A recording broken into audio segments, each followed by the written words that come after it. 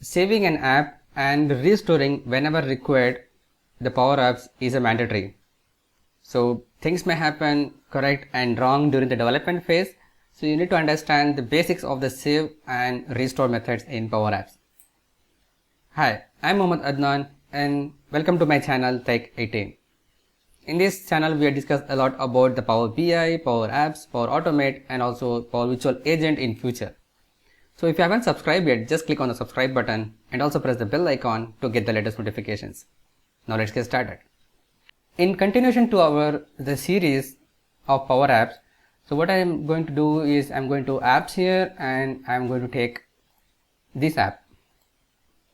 So selecting this app and click on edit. For every development, make sure you are on the right environment. So as of now I'm on to this environment, so that's the development environment, so I'm okay with that, because lots of time whenever we develop the report we are not sure, we are not taking care of the environment, so it has to be taken care of. So once you start to do everything, and the important thing, you need to save this app, right? So in order to save this app, just click on the file and you can click on save. Alright, so this is been saved, and if you want to save as, you can also click on save as and give it your name like this, variable app 2 or 1 for example, and you can click on save. So there are two options here. One, either you can save it on the cloud or you can save it on your computer. So the app is download, the file is ready. So if you want to download, you can download your app. Okay, so I'm clicking on the download. It just gives an extension like variable app ms app extension. Okay, so I'm just saving it on here just for a reference. Okay, now if you want to open your app, you can just click on here. You can directly open it from the list of app available on the cloud, or you can also click on the browse in order to search it from your local PC. So here it is, the one. So I think it is good to have it on the cloud itself, so that's the good option actually. So I'm just clicking on this one again, opening, and I'm opening the app which is on the cloud. So select here, and you have unsaved changes to the existing open report. I don't want to save that, so don't save. So it will close that and it will open up the new one which is on the cloud version of the variable app. So this is how you can able to save it on the cloud or in the local machine. Okay, so once it is done, so let's assume as an example you have developed everything, and now the next thing is you need to publish this report to the end users, right? So you need to click on the file and click on the save again. So you have the options like saved is this date and all changes are saved, and if you want to publish, you can click on publish here. So whatever you do in this environment, for example, even though you have one environment like dev, test and prod, usually people will keep 3 environments, but even though in the dev itself, or for example you don't have any kind of environment setup, in that case whatever you do till you publish this app, it will remain as a dev itself.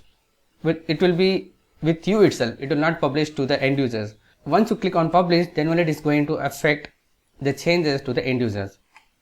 So it's just clicking on publishing will make this version available to everyone who can use permissions.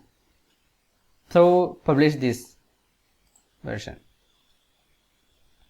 So it is publishing, so it just gives me this name, and if you click on see all versions, so for whatever the changes you have made, version by version it stores the information. So as of now I have 2 versions here, one is this and another is one, and which version you have live published, so it can give this information here,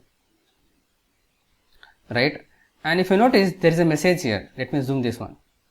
It is only possible to restore app version that were created in the last 6 months. So even though if you have the list of versions available for more than 1 or 2 years, then you cannot restore the more than 6 months of versions. So anyway, that's also logically correct actually, right? So if you keep on developing and releasing these versions to the end users, then whatever the changes you did, it must be a recent update itself. It may not be a long back update, right? So it's good to have that option also. let's make some changes to this one. For example, select this one. I am just moving to this one and clicking on Ctrl S to save this app. And now let's go to File, and again I have this option to publish.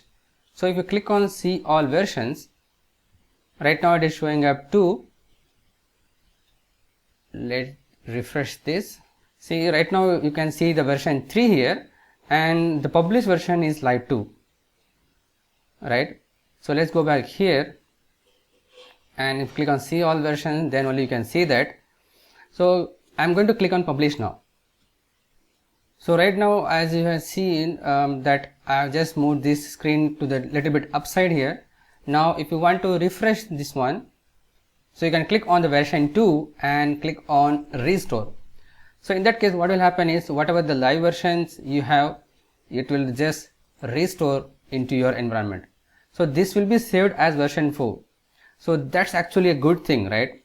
Even though by mistake you did any kind of restore, then it's not going to just replace the 3 version, it's going to create a new version that's a copy of version 2 on top of version 3. So that's actually a good one. So click on restore. So now restore failed, variable app is logged by me, because if you want to restore this app, the app which is you are working here, it has to be closed. Then only it will work perfectly. So I'm going to click on close this window and click on leave. So now I'm going to click again here, 3 dot icon, and then restore. So this will save a version 4, restore. Restore succeeded, a version 4 is added here, right? So this is the sequence number, power up release it has given, and this is the version 4. So click on here, and if you want to publish this version again, even though there's a second version is already there, that's a replica of version 4, you don't need to do that now, right? So if you want to delete any kind of version, you can just click on here, and you can have an option like delete old versions. For the new one, you just have an option like publish this version. So I'm going back to the app and clicking on this variable app of this one and edit. Now you can see the one which we did the changes for the version 3, it may not be there. It's taking a bit time. See, the screen we just moved it to a little bit top, now it is switching it back to this old version. So this is how you can able to restore the app and save the app in Power Apps. If you like this video, just click on the big thumbs up button. If you are new to this channel, or if you haven't subscribed yet, just click on the subscribe button and also press the bell icon to get the latest notifications. But make sure you turn on the notification on your devices. Share it with your friends and colleagues. If you have any queries and feedback, just post it on the comment section below. Thanks for watching. Keep learning. See you in the next video.